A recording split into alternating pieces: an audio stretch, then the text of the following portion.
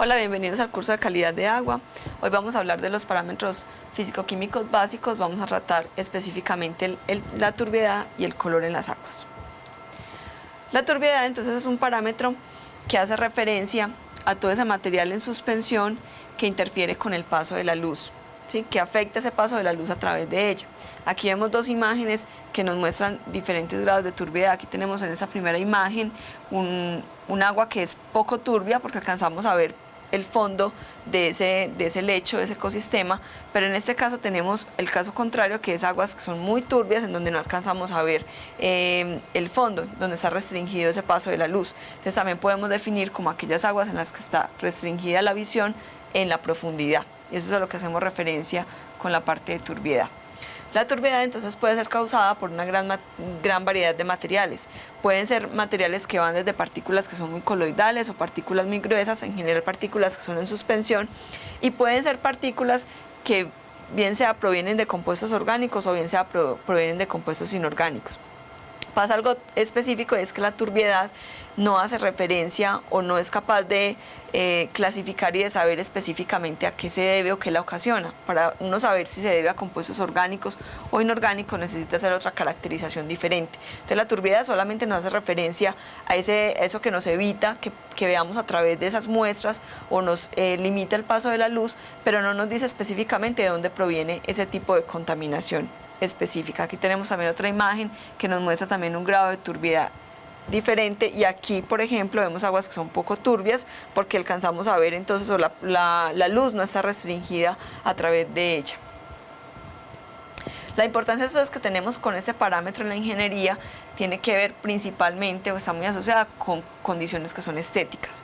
Cuando hablamos de condiciones estéticas, por ejemplo en esta imagen vemos un agua que es muy turbia y es un agua que pues obviamente al consumidor no le agradan esas características en particular. Entonces la parte de la turbiedad hay que cuidarla mucho desde el punto de vista estético para garantizarle a los usuarios un agua de buena calidad, que cumpla con una normatividad y que sea aceptable estéticamente. Sin embargo, hay otras consecuencias, digamos, y otras problemáticas asociadas con la parte de turbiedad que ya vienen, por ejemplo, en los procesos de filtración.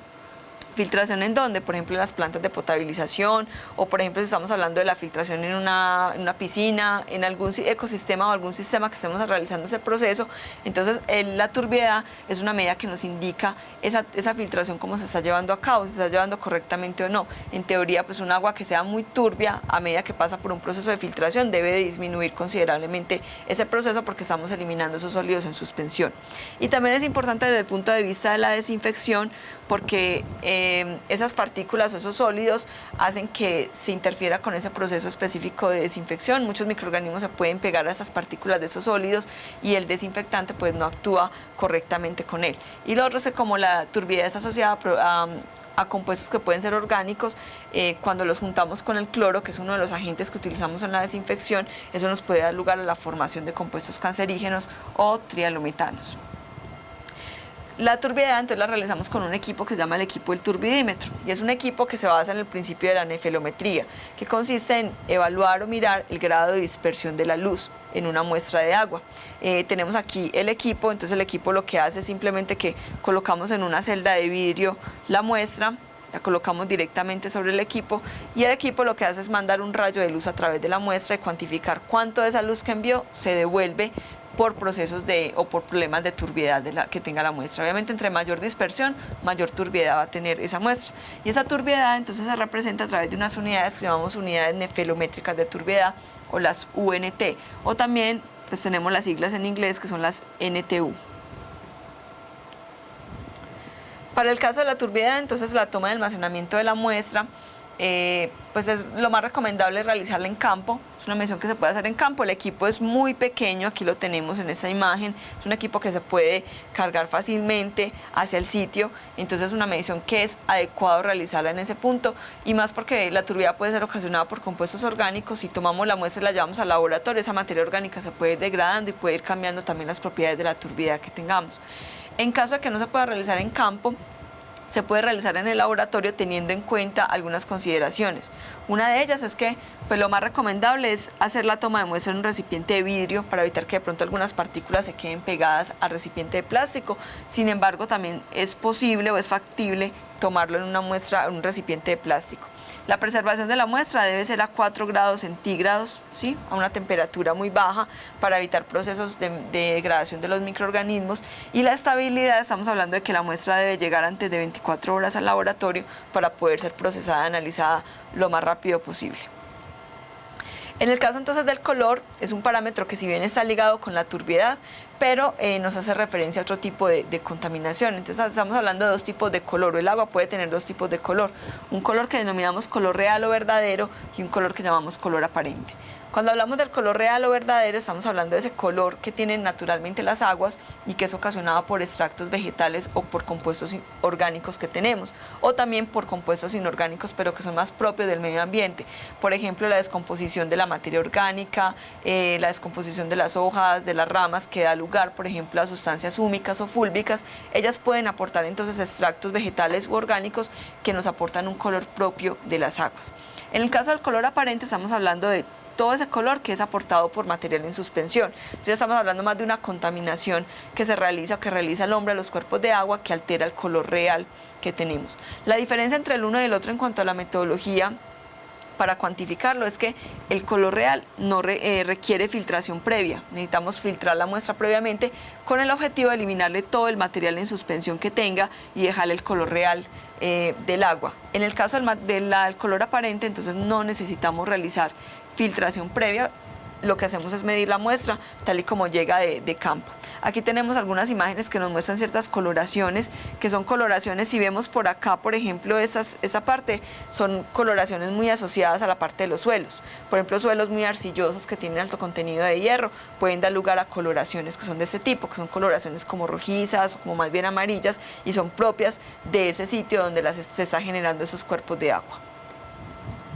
Importancia entonces del color en la ingeniería. Entonces tenemos una importancia que es estética. Aquí vemos una diferencia bastante grande en esa imagen. Tenemos un agua cruda, un agua de una fuente de abastecimiento con un color en particular, un color natural, y tenemos una muestra ya después de un proceso de tratamiento, después de haberle eliminado el color. Obviamente por condiciones estéticas, pues al usuario no le podemos dar este tipo de aguas porque obviamente no la va a aceptar, porque para los usuarios obviamente eso es un indicador de que hay cierta contaminación, de que hay una problemática en ese tipo de aguas. Y lo otro es en los procesos de desinfección, y aquí volvemos a lo mismo que hablábamos en la turbiedad, y es que como el color está asociado también a materia orgánica, cuando hacemos la desinfección con cloro nos da la formación entonces de trialometanos, que hablábamos que eran compuestos cancerígenos y que son muy peligrosos entonces para las personas. El color entonces se realiza a partir de un equipo que llamamos el espectrofotómetro. Es un equipo que también es óptico como el turbidímetro, pero hace una medición completamente diferente. En este caso, el equipo manda un rayo de luz a través de la muestra y el equipo cuantifica cuánto de esa luz se absorbe, a diferencia de la turbiedad, que cuantifica es cuánto se dispersa. Y en este caso entonces el equipo nos arroja unas unidades que se denominan absorbancias.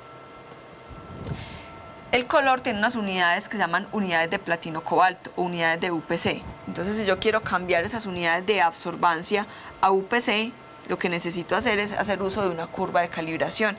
Y la curva de calibración entonces se hace a partir de un estándar, que es una combinación entre el cloroplatinato de potasio y el cloruro de cobalto. Entonces, estos dos elementos se llama un estándar de platino cobalto. Y debido a esto es que se adoptaron las unidades del color. Debido a eso es que el color tiene unidades que se denominan unidades de UPC, unidades de platino cobalto. Aquí tenemos una imagen entonces del equipo del espectrofotómetro. Aquí la diferencia es que la muestra no se pone en una celda de vidrio como en la turbiedad, sino una celda de cuarzo, porque el cuarzo permite que los rayos de luz pasen fácilmente a través de esa muestra.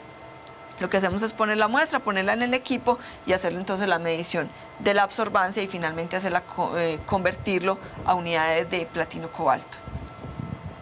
Para el caso de la toma de almacenamiento de muestras, entonces es una medición que, si bien lo más recomendado es realizarla en campo, no es posible realizarla en el sitio debido al equipo, que es un equipo muchísimo más grande, ¿sí? volvemos aquí a la imagen, es un equipo que requiere en muchos casos, como en este, un computador, entonces es imposible hacer la medición directamente en campo, entonces para eso se utilizan las mediciones que son en laboratorio. Aquí hay una observación, es que hay algunos métodos que tienen que ver con colorímetros, que son equipos un poco más pequeños y que sí permiten llevarse a campo. En ese caso, entonces, lo más recomendado es hacer esa medición directamente donde estamos tomando la muestra. En el caso que no se pueda, entonces se lleva la muestra al laboratorio y las condiciones son exactamente las mismas de la turbiedad. Recipiente preferiblemente de vidrio, pero también es posible hacer la toma de muestra en uno de plástico.